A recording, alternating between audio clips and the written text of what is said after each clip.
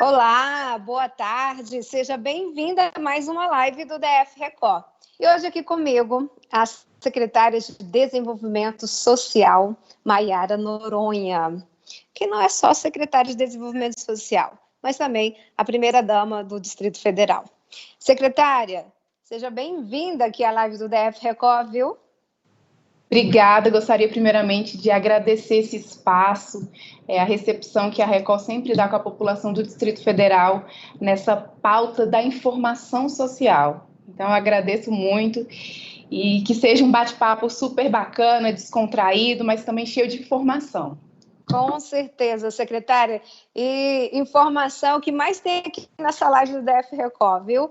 E como é de praxe, antes de a gente começar a entrevista, eu sempre faço aqui um briefing, né, do nosso entrevistado, porque o jornalista tem que conhecer o entrevistado, tem que saber com quem ele está falando, né? E fazendo as minhas pesquisas, Maiara Noronha, 33 anos, advogada, atuou muito na área de família, né? No dia 12 de fevereiro vai completar 34 anos, além de secretária, mãe de uma criança de 2 anos, né? E entre os colegas de Palácio do Buriti, não só colegas de Palácio do Buriti, viu, secretária, eu ouvi alguns deputados também. E aí, o que me chamou a atenção, que certa vez um deputado virou para mim e falou assim, olha, só tem aquele rosto belo, porque ela fala firme, viu? Fala muito firme. Ou seja, o perfil é um perfil que é de uma pessoa de diálogo, mas que palpa toda a obra, executa mesmo, colocou na mão, executa. Assim, alguns funcionários já falaram que realmente cobra, mas é uma pessoa de diálogo. Ou seja, atrás desse belo rosto, né, jovem, tem uma mulher forte e que se mostra poderosa, né, secretária? Agora, o governador Ibanez Rocha, ele sempre, desde quando ele assumiu o mandato, ele sempre falou assim, olha, eu cobro muito dos meus secretários. Não tem como, e a gente, como jornalista, a gente vê isso mesmo, né? Que às vezes ele até fala, anuncia até mesmo antes mesmo do secretário, ele vai lá mesmo e toma a decisão. Ser secretária e, ao mesmo tempo, primeira-dama, a cobrança é maior, porque é uma cobrança que vem também de dentro de casa? Então, vamos lá, vou só fazer uma correção, porque ainda bem que está me entrevistando hoje é uma mulher e vai entender esse ponto. Eu tenho 32 anos, vou fazer agora, em fevereiro, aquariana que sou. Vou fazer desculpa, 33. hein? Eu aumentei um ano. E estou entrando, então, agora na idade de Cristo. Então, espero que isso tenha uma simbologia muito grande para mim, para minha vida, né? Para a responsabilidade que eu assumi aqui com a população do Distrito Federal. E agora, Mara, em relação a essa cobrança do governador Ibanez com o seu secretariado, ela é real, né? E todo mundo vê isso. Agora, no que se refere à Secretaria de Desenvolvimento Social, eu confesso uma coisa para você, que ele não me cobrou ainda, não. Mas que eu tô cobrando ele, isso eu tô. Olha. E muito. Agora, o que ele fez quando ele realmente foi me indicar para ocupar o cargo de secretária, ele olhou para mim e falou assim, olha, eu confio muito em você. Eu espero que você não me decepcione. Exatamente com essas palavras. E aquilo ficou na minha cabeça na hora. Eu falei, realmente, vamos lá. E tô aqui, né? A gente tem um certo temor aqui dentro da secretaria, que é pela história que tem da secretaria, que mudou durante vários governos, muitos secretários. E nós passamos agora por uma pandemia. Eu entrei quando a pandemia já tinha se alastrado, eu não entrei no começo, eu entrei exatamente quando já tinha se alastrado. Eu entrei em abril. E a pandemia continua aí, mas assim, acreditamos, né? A nossa fé nos leva a crer que está prestes a acabar. E estamos aqui, firmes e fortes, cada vez mais com pulso firme dentro da secretaria, porque é uma área que não é fácil de trabalhar, porém acredito que é a área mais gratificante que um possa vir a trabalhar, mesmo com as dificuldades. Como a senhora disse, não deixa de ser um desafio, e a senhora assumiu bem em meio à pandemia. E aí, aproveitando essa resposta da senhora, eu já começo, eu ia deixar essa pergunta para mais lá no finalzinho, mas eu vou já subir essa pergunta. Como é que foi esse desafio? Porque quando começou a pandemia, eu pensava muito nas pessoas em situação de rua. Eu ficava, meu Deus, né? O que fazer com essas pessoas? Porque a gente em casa, a gente tenta se proteger no trabalho, a gente tenta se proteger. A senhora diria que, em meio à pandemia, as pessoas em situação de rua foi um grande desafio para a Secretaria de Desenvolvimento Social, porque, literalmente, a Secretaria teve que abraçar essas pessoas, né? Exatamente. Foi quando eu assumi a secretaria aqui, eu confesso, eu sou da área do direito, eu sou técnica, sim, tenho uma bagagem curricular considerável e já tinha experiência também no governo federal em outros momentos da minha vida. Então, eu não entrei no governo do Distrito Federal porque o meu marido simplesmente olhou para mim e acreditou que eu não decepcionaria, que eu seria uma boa profissional. Eu tinha um porquê também de ocupar essa cadeira. Porém, eu gostaria de deixar muito claro, eu não sou formada em serviços sociais, eu não sou, por formação, assistente social. Então, consequentemente, eu não tenho aquela bagagem de um assistente social. Quando eu entrei na secretaria, eu entrei realmente, vamos dizer assim, num linguajar mais popular, até sonhando com um mundo cor-de-rosa. Eu achei que realmente seria mais fácil, mas só sabe da realidade, da dificuldade, quem realmente passa ou quem realmente está lidando de frente com o problema da assistência social, que não é restrito ao Distrito Federal, é um problema mundial. Uhum. Então, quando eu assumi a Secretaria de Desenvolvimento Social, acho que vai ser uma das pautas que a gente vai tratar, então não vou entrar em detalhes em relação a ela, que é a parte da fome. Juntamente com isso, veio a população de rua. O que eu tinha conhecimento da população de rua até o momento que eu entrei dentro da secretaria? Era aquilo que todo mundo que está nos assistindo, em sua maioria, vê. Andando pela rua, se deparar com uma pessoa que está ali sentado numa calçada, com seus pertences, um seu cachorrinho ali do lado, pedindo o que comer, pedindo uma ajuda, com seja um copinho ou uma latinha para colocar alguma moeda ou um valor, enfim. Era isso que eu conhecia da realidade de uma população de rua. Então, quando assumi a secretaria, veio a parte mais profunda, que é a parte que mais dói mesmo, é saber literalmente a realidade dessas pessoas. E eu gostaria de compartilhar com vocês que grande parte da população de rua, não são todos, mas grande parte, são pessoas que até têm para onde ir. Tem famílias, mas são pessoas que passam por transtornos emocionais, psicológicos, vícios de todas as maneiras. E olhar para essas pessoas vai muito além, mas vai muito além de você depositar ali num copinho uma moedinha ou um valor, ou você dar uma cesta básica, ou você dar uma marmita. Mas veja bem, eu só consegui entender esse cenário quando eu entrei na Secretaria de Desenvolvimento Social. E é por isso que, para mim, é um grande desafio poder chegar um dia, eu nem sei nem se nesse mandato, né, mas assim, poder convencê-lo a ir para o alojamento provisório, levou ele para esse alojamento provisório do autódromo. E lá o Jefferson passou por uma oficina e um curso de capacitação. Ela vai mais com uma explicação. O cartão prato cheio, para mim, ele é a saída mais racional que existia para existir desde antes. Né? Acho que demorou para ele existir. Mas ele foi uma forma de solucionar um problema que estava assustando. O que significa? Quando eu assumi aqui a secretaria, mais uma vez eu falei, eu entrei primeira-dama, lá no Palácio do Buriti. Então, quando eu entrei, eu falei, vou atrás do Comitê Covid-19 para pegar essas cestas básicas e fazer as doações. Aí veio a problemática. Como entregar 2.000 cestas numa secretaria que tem um quadro reduzido de servidores? E aí? Aí lá fui eu quebrar a cabeça para ir atrás de quem ajuda com essa integração. Nós conseguimos zerar em 2 dias essa fila de espera por cestas emergenciais, cestas básicas emergenciais. E em uma reunião interna, vinha sempre essa discussão, falando, olha, secretária, o histórico aqui é de que sempre há e sempre haverá atraso nas entregas das cestas básicas. Porém, a fome, ela não espera. Então, sendo que a gente tinha que ter a logística aqui de servidores para poder fazer a entrega, servidores para poder checar se as cestas estão no data de validade ou não, a logística de realmente valor financeiro para poder entregar em cada seja. Era uma logística muito difícil de ser batida, de ser cumprida. E é isso que surge o cartão. Elas tinham que fazer o pedido mês a mês. Por quê? Porque a cesta básica, com esse auxílio alimentar, ele é um caráter emergencial. Ele não é uma transferência de renda e nem é um benefício continuado. Ele tem que ser suprido enquanto a pessoa passa pela necessidade. Então, na época, a pessoa pedia mês a mês. Cartão prato cheio distribuídas. Quando eu entrei, tinham 8 mil cestas distribuídas e agora nós temos 32 mil famílias recebendo esse cartão prato cheio.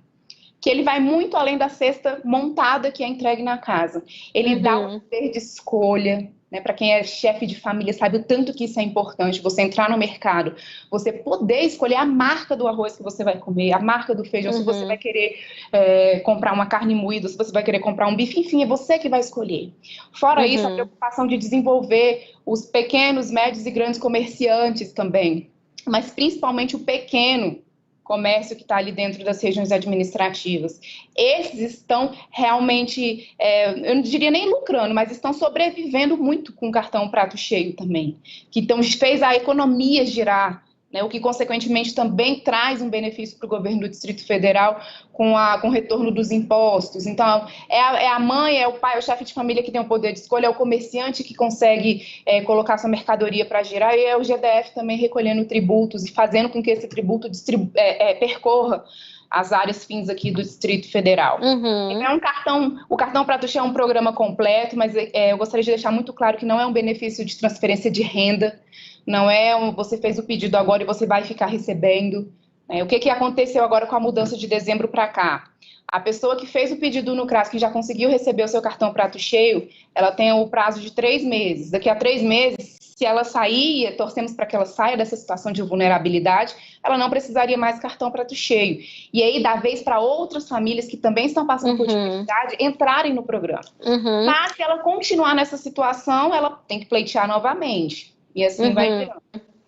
Aproveitando a resposta, secretária, eu já vou até entrar com uma pergunta de um internauta que ele pergunta se vai haver uma ampliação do número de pessoas atendidas pelo cartão prato cheio. Pelo que a senhora acabou de explicar aqui para a gente, são pessoas em situação de vulnerabilidade que entram no programa depois de uma autodeclaração, né, dizendo que não tem condição, que está em insegurança alimentar, e quando a pessoa realmente não tem condição de comprar aqueles alimentos básicos, né, para poder manter ali até mesmo o corpo, os nutrientes do corpo, né? Aí já perguntando para a senhora, pode haver uma ampliação do prato cheio? Nós estamos trabalhando para que haja essa ampliação, até porque os estudos, né, o cenário mundial já mostra que a vulnerabilidade ela vai aumentar, as pessoas com insegurança alimentar também, a pobreza e a extrema pobreza aqui no Brasil também. Então, a gente tem que trabalhar para que esse programa seja ampliado, sim. E a hora que volta a primeira pergunta, né? Se o governador me cobra muito ou se eu cobro mais. Então, como eu cobro mais, já teve até uma matéria dele falando sobre a necessária ampliação do cartão prato cheio. Então, acabamos de iniciar o ano de 2021, então, no decorrer do ano, certamente o programa será ampliado, sim. Mas que, né, em relação à população que está ali na linha da pobreza ou da extrema pobreza, é importante que saiba que ainda que não viesse a ser ampliado, o número de pessoas que vão receber o cartão prato cheio vai aumentar por conta da rotatividade, né? Então, fora o número que nós estamos trabalhando para ser ampliado, ainda tem esse aumento direcionado por conta da rotatividade. E para você que está acompanhando a live do DF Record, nossa entrevista aqui com a secretária de Desenvolvimento Social, Maiara Noronha, não deixe de dar o seu like ou compartilhar, porque quando você compartilha, o YouTube, o Instagram, entendem que o assunto é de relevância, é um assunto importante, e é um assunto importante porque a gente está falando aqui de várias ações da Secretaria de Desenvolvimento Social que toca justamente as mazelas mesmo da sociedade. toca a carência, né, econômica daquela pessoa, e como a gente está falando aqui do cartão prato cheio, até mesmo a carência alimentar, né, secretária? Os relatórios das Nações Unidas, nos últimos relatórios, já apontam, né, para esse rebaixamento de várias pessoas que estão saindo da linha da pobreza para a linha da miséria.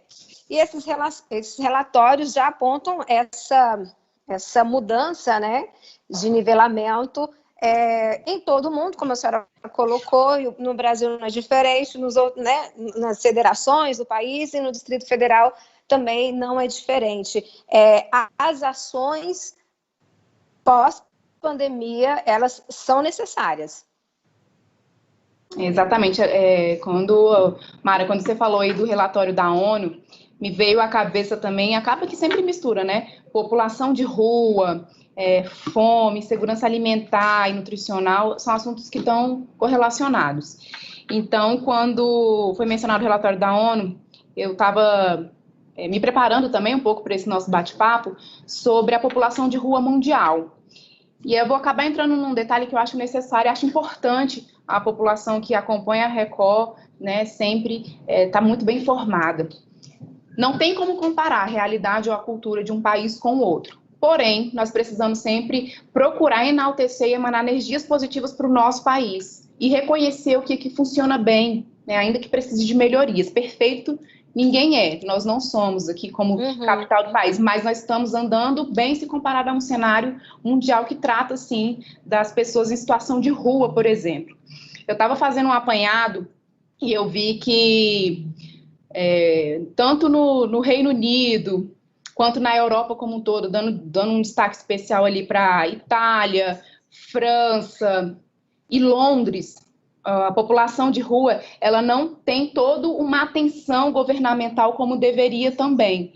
Então, e no Japão a mesma coisa. Eles passaram nessa pandemia como todo o resto do mundo, ninguém estava esperando por esse momento, eles tiveram que se reinventar, se readequar a um novo cenário. Aqui nós criamos os alojamentos provisórios com toda uma estrutura, cama, área de lavanderia, enfim, tudo que tem para manter a higienização, o bem-estar, os cursos, as oficinas e etc. E nesses países, ou eles conseguiram fazer um aluguel de quarto, né, mas que foi temporário, acabou a pandemia, não tem para onde ir, ou eles colocaram em estádios ou ginásios a céu aberto com uma tenda. Então, não traz dignidade, não fortalece, não dá oportunidade para que essas pessoas realmente saiam dessa situação de vulnerabilidade. Mas eu gostaria de dar um exemplo do Japão. O que acontece no Japão?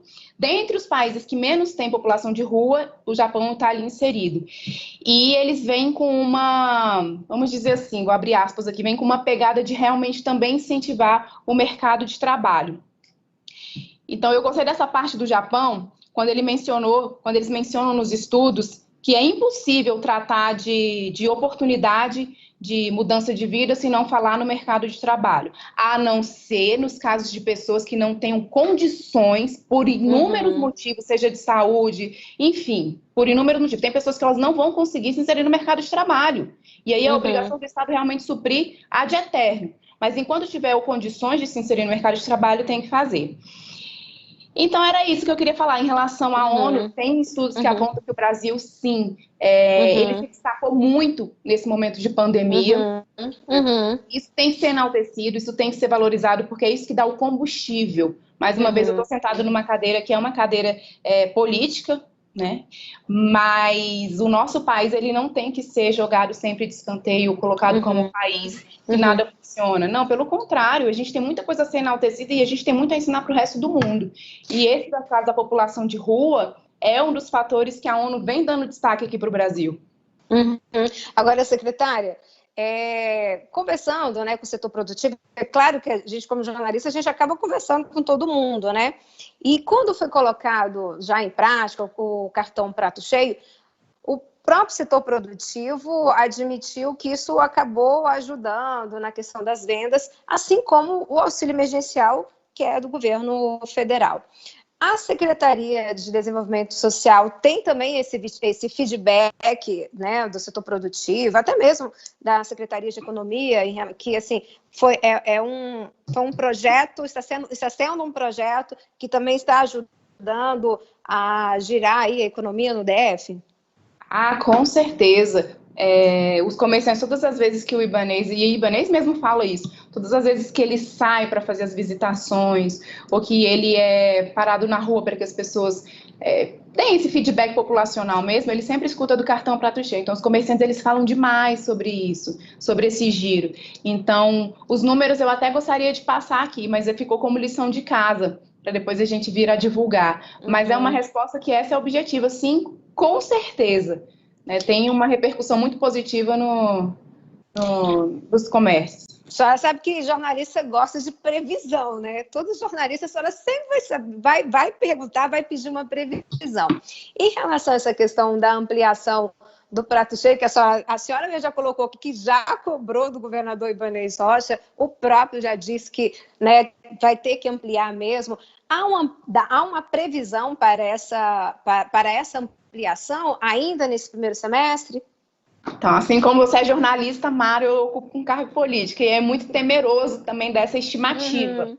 Né? Mas o que ele já se pronunciou foi que durante esse ano aí, a ampliação para 40 mil e ano que vem para 50. Então, subentende-se que será 10 por ano. Né? Pela lógica orçamentária, nada impede para que a gente consiga construir aqui de forma muito embasada para apresentar para ele, governador, né, assim como para toda a sua equipe da Secretaria de Economia, para que a gente mostre que ou precisa de mais, ou como é que a gente pode antecipar para que seja esse ano e não, enfim. Né, tudo isso é uma equipe que está por trás que tem que fazer esses apontamentos. Agora, secretária, a gente indo já para outro lado, os restaurantes comunitários, eles voltaram a funcionar presencialmente. Mas bem agora, em meio a essa segunda onda da disseminação, porque o que muito se comenta, fala, mas tá reabrindo logo no momento da segunda onda. Eu queria que a senhora explicasse para a gente, também fale também para a gente em relação a essa questão do serviço de entrega, né? Porque agora são duas modalidades. Exatamente. O trabalho, enfim, retirar a marmita, que era o que já vinha acontecendo na pandemia, e não tem número restrito, né, de marmita, ou ele pode optar por fazer sua refeição dentro do restaurante comunitário. Se ele fizer essa opção, ele tem que respeitar os protocolos de segurança, como o uso da máscara, o distanciamento das cadeiras, o álcool em gel. Quem está servindo ali já não é mais ele pegando a própria comida, é o próprio servidor responsável que vai estar colocando no prato para que não haja esse manuseio. Então, tem todo esse cuidado. E o cenário vem nos mostrando que está funcionando muito bem. Era um temor que nós tínhamos aqui também, pelo número de pessoas que sempre procuraram os restaurantes comunitários, mas está funcionando de uma forma bem equilibrada, as pessoas estão tendo essa consciência. Então, o que nós já percebemos aqui, já recebemos esse feedback, quando a população chega para fazer a sua refeição e vê que já está um pouco mais preenchido o número de cadeiras, eles não insistem, então eles levam a própria marmita. Então, a consciência da população que realmente está fazendo essa diferença e fazendo com que os serviços voltem a funcionar da melhor maneira, né, com as exigências que hoje nós temos que nos adaptar. E o cadastro único dos programas do governo federal, o cadastro único voltou com a responsabilidade da operação do GDF? O cadastro único, ele é de responsabilidade aqui do GDF, ele trabalha, né, com a pauta do governo federal também, mas ele é gerido pelo Distrito Federal aqui. Então, como é que está o cadastro único hoje? Porque ainda estamos numa pandemia. Tem que fazer o agendamento, né, pela central de telefone, mas tem aqueles casos excepcionais, que são pessoas que não têm acesso nenhum, nem ao telefone, nem tem um vizinho que possa fazer essa ajuda, porque é isso que eu falo, a responsabilidade no momento de pandemia, ela veio para o governo, mas ela veio para o cidadão. Então, para que cada um de nós desenvolvamos na nossa vida particular esse ato de solidariedade. A missão é essa, a missão do mundo é essa, né? Para que todo mundo tenha empatia pelo outro e procure ajudar o outro. Então, tem pessoas que não têm acesso a um telefone, à internet, mas conhece alguém que tem, esse alguém pode ajudar. Mas, na impossibilidade, essa pessoa recorre ali às nossas unidades que tem equipe preparada para fazer esse agendamento para eles. Agora, pode falar, secretária. Então é isso, os números também, os nossos relatórios nos mostram que os números dos atendimentos nos CRAS aumentaram bastante. E quando eu falo em aumentaram, é o número de atendimento mesmo. Então, antes da pandemia, porque era aquele encontro presencial, o número era menor de atendimentos. Então, eram aquelas grandes filas, que essas grandes filas são famosas, são conhecidas, né? E não é só aqui no Distrito Federal. Os CRAS, eles realmente têm essa problemática, que é um desafio, enquanto gestora, para solucionar esse problema, para que não seja necessário passar madrugadas, noites ali esperando. Então, a gente está trabalhando, é óbvio que o momento ainda é muito complicado, né, para a gente poder zerar a fila, é um sonho zerar essa fila dos CRAS, de pessoas que estão aguardando atendimento, mas a gente está aí, né, conforme a permissão, nós estamos avançando, e as pessoas estão sendo atendidas pelo CRAS e conseguindo realizar o cadastro único, que é a porta de entrada para o recebimento dos benefícios e auxílios ou programas do governo federal e do governo local. E, secretária, em relação à questão das unidades de proteção social, nós temos hoje mais de 60 unidades? Nós temos mais. CRAS, CRES, Centro POP, Centro de Convivência, bem mais. 27 CRAS, 11 CRES, 2 Centros POP, fora as unidades de acolhimento, fora o Centro de Convivência. Vou somar aqui para ver quantos nós temos. É mais que isso, sim, com certeza. Agora, secretária, todas as unidades funcionam 24 horas? Não. Nós temos as unidades específicas com atendimento 24 horas.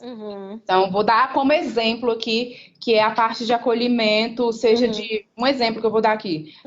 Para crianças e adolescentes que, por exemplo, jovens infratores, ou na delegacia, porque tiveram alguma briga e foram para a delegacia, e chegaram na delegacia, não conseguiram resolver ali administrativamente, tem que voltar para suas famílias e eles não têm para onde voltar. Ou porque a família não aceitou, ou porque ele não quer voltar para a família. Enfim, inúmeros motivos. Esse atendimento que eu estou dando um exemplo dentre vários que nós temos, é um serviço de acolhimento 24 horas. Então, independente da hora, tem uma equipe em plantão ali para fazer esse deslocamento, esse acolhimento, esse tratamento que dá nesse momento.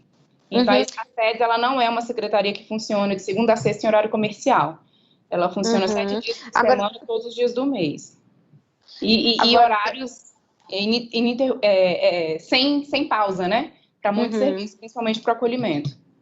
Agora, é interessante, né, secretária, ressaltar, porque, assim, quando a gente fala de Secretaria de Desenvolvimento Social, a gente tem o erro de ir logo para apenas a pessoa, né, que está ali em situação de vulnerabilidade ou está em situação de rua. E não, né? A assistência social, ela abarca, né, todos nós, né? Como, por exemplo, e isso, eu estou colocando isso agora e quero que a senhora explique para a gente, porque poucas pessoas sabem, isso é até uma questão de utilidade pública, inclusive a mulher que precisa sair de casa, aquela mulher vítima de violência, a assistência social está ali, né? Inclusive, essa unidade de proteção social 24 horas também atenderia a essa mulher. Também. Atenderia, não, atende, né? Atende, principalmente, como eu falei, no serviço de acolhimento. Então, nós temos o telefone de atendimento das SEDES, seja, por exemplo, numa situação de população em situação de rua, você está vendo alguma situação de violência com alguma pessoa que está pernoitando na rua, então você pode ligar ali no telefone 162, por exemplo, que tem uma equipe que pode se deslocar, ainda que seja com serviço de abordagem, ou o próprio serviço de acolhimento, que é uma equipe especializada em serviço de acolhimento que nós temos aqui. Então, esse exemplo da mulher é um exemplo típico que acontece, sim, acontece muito aqui no Distrito Federal. Agora, secretária, uma curiosidade, uma curiosidade também jornalística, a gente enfrenta uma pandemia que chegou pesado aqui no Brasil, né, com um número de mortes alto, e é claro também que, infelizmente, nós tivemos, né, mortos aqui no Distrito Federal. Como é que foi essa questão do auxílio, dessa assistência, né, do auxílio funerário? houve um aumento por conta da pandemia?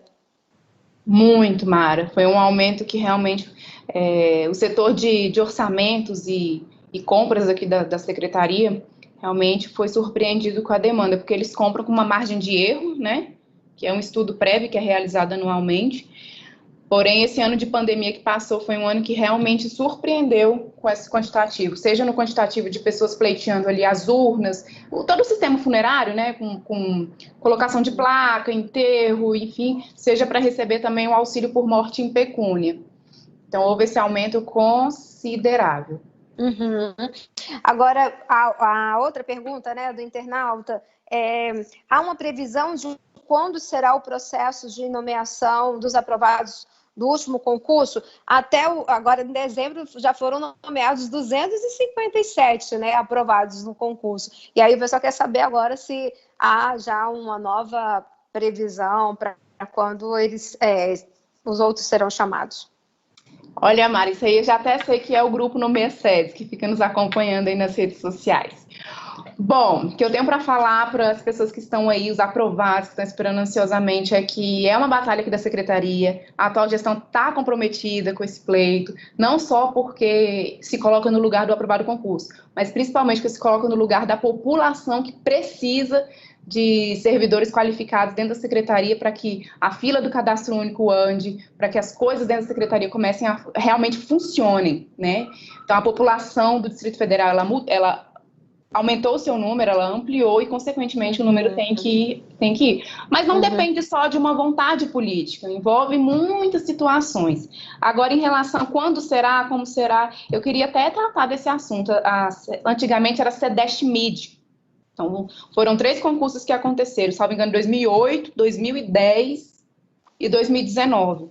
Então, 2019 já foi o concurso da atual gestão. Então, consequentemente, o concurso está andando. Veja bem, da história da SEDES, 3 concursos. Então, foi uma vitória que tem que ser reconhecida, sim. Foi uma vitória poder chamar nesse ano totalmente... que poderia deixar todos nós de mãos atadas mesmo, sem conseguir nomear ninguém. A gente conseguiu nomear. 257 pessoas tomaram posse, já estão trabalhando. E o que eu mais peço para essas pessoas que estão ainda precisar aprovar, servidores efetivos, é que eles entrem e se mantenham com a garra que eles têm lutado pela nomeação, né? Que essa garra ela não enfraqueça de forma alguma, que a população do Distrito Federal precisa. E mais uma vez eu vou falar que ser servidor público não é para qualquer um. Ser servidor público é para quem entende mesmo que está seguindo ali uma missão e é necessário que a pessoa seja comprometida, que ela não se entristeça com o cenário que ela encontra e trabalhar na assistência social é bem difícil, mas como eu falei, eu acho que é a carreira mais gratificante que tem. Então, quando será as próximas nomeações? Eu não sei dizer datas, mas nós estamos aqui na luta juntos para que hajam mais nomeações. Você sabe, olha, eu acho que cada pessoa ela tem aquelas categorias de carinho, né? Um dia desses, conversando com a defensora pública geral, a Maria, e aí eu falei para ela, olha, defensor público, eu admiro muito, porque, gente, você está ali, é uma missão. E não só defensor público, e entre essas categorias, eu admiro muito o trabalho de um assistente social, porque uma assistência social, ela realmente está ali, ela tá tocando, né, nas mazelas do ser humano, né? Como a senhora falou aqui, quem está em situação de rua, muitas vezes não está ali porque quer, tá porque está com um transtorno mental, está com algum problema psicológico, né? Então, assim, fica aqui o meu registro enquanto jornalista em relação, assim, à minha gratidão a essa questão da assistência social.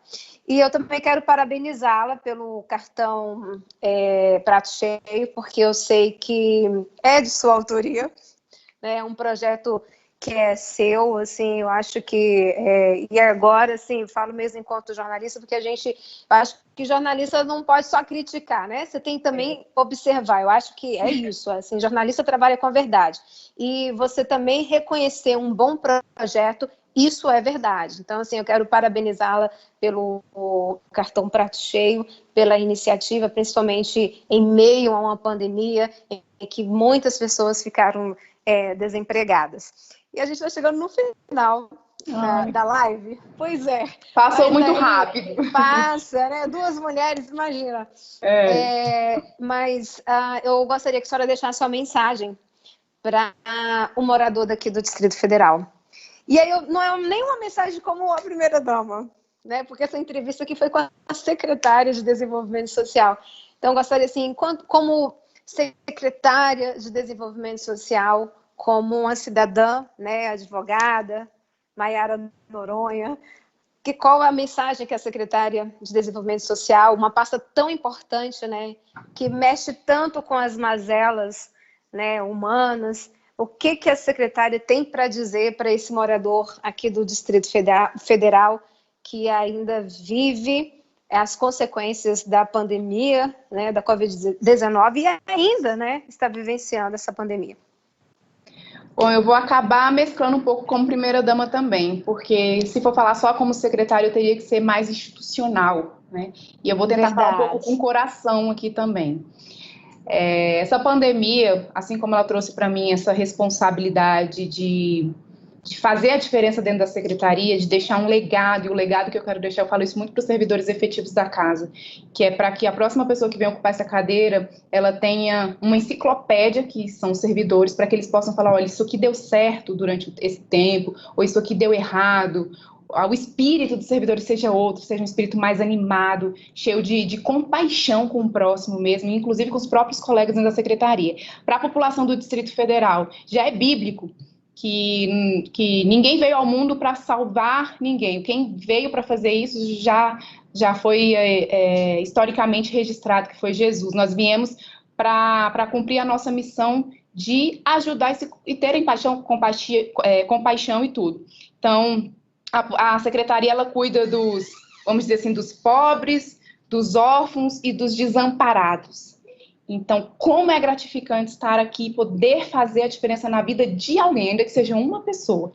Então, para a população do Distrito Federal, que olha para o cenário de pobreza, extrema pobreza, e não sabe como ajudar, existe sim mecanismos que podem mudar a realidade dessas famílias. Então, eu sou a favor, sim, de você ver uma pessoa passando fome e você dar ali algo para ela se alimentar. Porém, isso não vai resolver e não vai mudar a situação dela.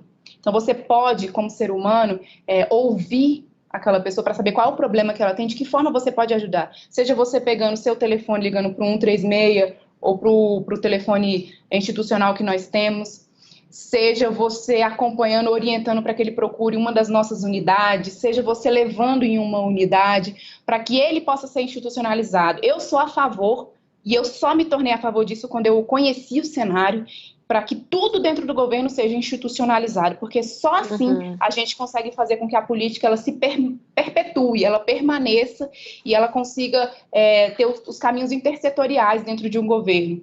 Quem está hoje precisando de um auxílio, quem está precisando do serviço da Secretaria de Desenvolvimento Social, ele precisa, consequentemente, da Secretaria de Saúde, da Secretaria de Educação, da Secretaria do Trabalho, da Secretaria de Segurança Pública, enfim. Então, ele precisa ter esse trâmite aqui. Isso só é possível quando se há uma institucionalização. O CPF do João com a Maria, por si só, não vai resolver o problema nem do João, nem da Maria e nem da cidade que eles estão situados. Mas quando tem uma junção de sociedade civil, governo, eu, você, olhando para o cenário e entendendo que a gente só vai conseguir mudar isso juntos, é o que faz a diferença. Então, eu estou aqui para agradecer esse momento, essa oportunidade de poder falar. Espero que em breve venham outros momentos, né, para que a gente possa, talvez, falar de outras entregas. E o porquê, Mário, eu gostaria de parabenizá-la por esse reconhecimento no ponto do cartão prato cheio, porque é isso que serve de combustível, né? Só se deparar com as críticas, em muitos momentos da vida nós somos feitos de carne e osso, então o político ele é feito de carne e osso. Em muitos momentos da vida, quando você só se depara com isso, você acaba perdendo as forças. Então, quando você recebe um elogio que seja, é o momento que você fala, poxa, o caminho é esse, a gente está indo no caminho certo, então vamos continuar aqui. Isso não é bom para o ego do político, isso é bom para a cidade que está ali inserida.